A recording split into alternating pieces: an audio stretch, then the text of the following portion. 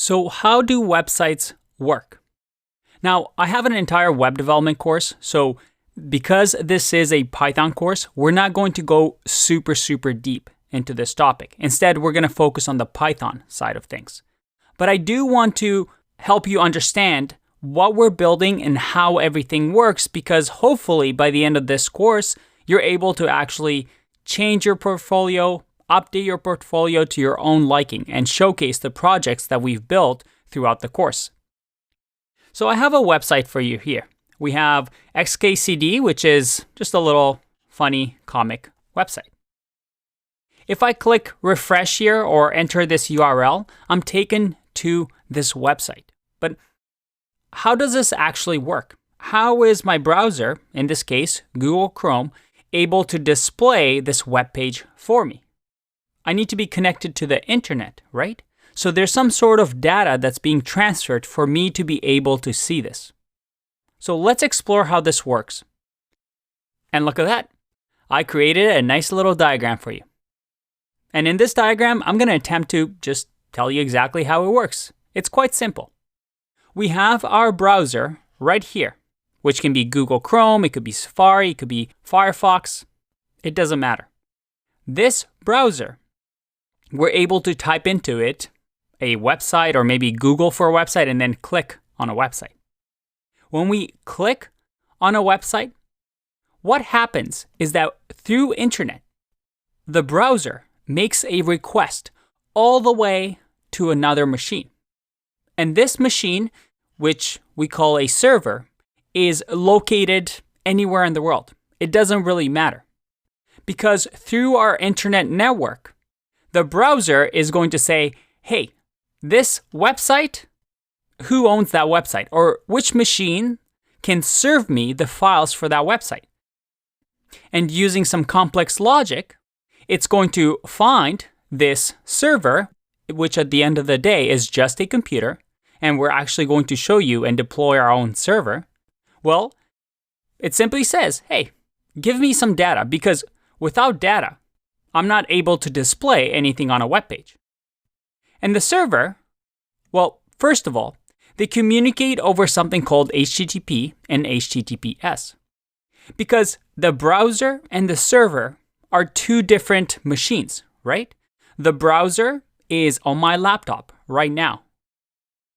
And the machine, which is a server, it can be anywhere in the world, they need to communicate some way. And we need a rule to say, we don't want all these machines talking to each other with no rules in place.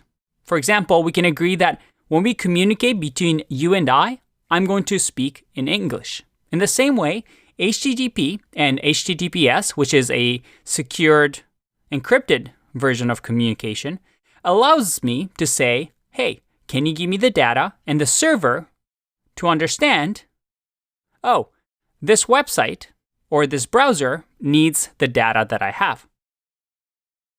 If I go back to this website over here, you see that I'm using HTTPS. And it's saying I want to use the HTTPS protocol, that is the language, to communicate that I want to go to this website. So as soon as I hit enter, it's going to make that request all the way to a server somewhere. And then the server is going to respond with this data. Let's continue with our diagram. So the request has just been made.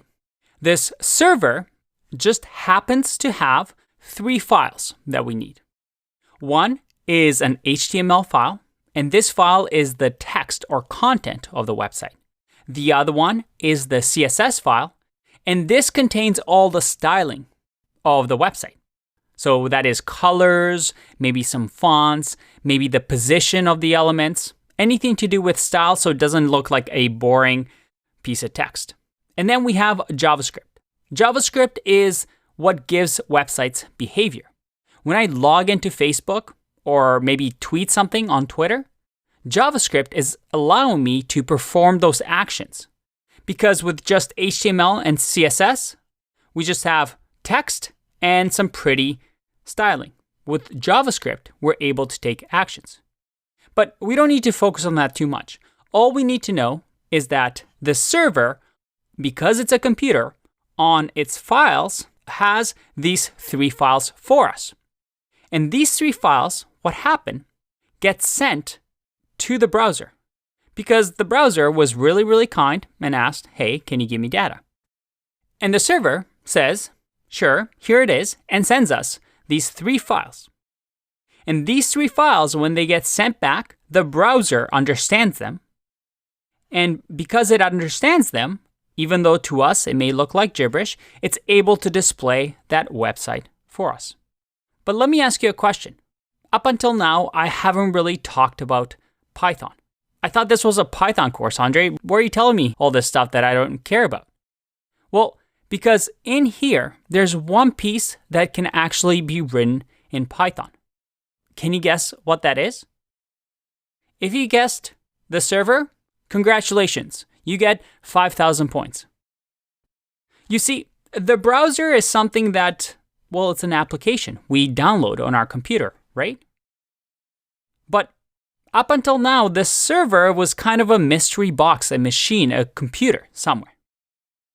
But Python programmers can actually write the logic and the rules that servers can act upon. So all this communication of, hey, can you give me data, can be interpreted in Python and then send this data to the browser using Python.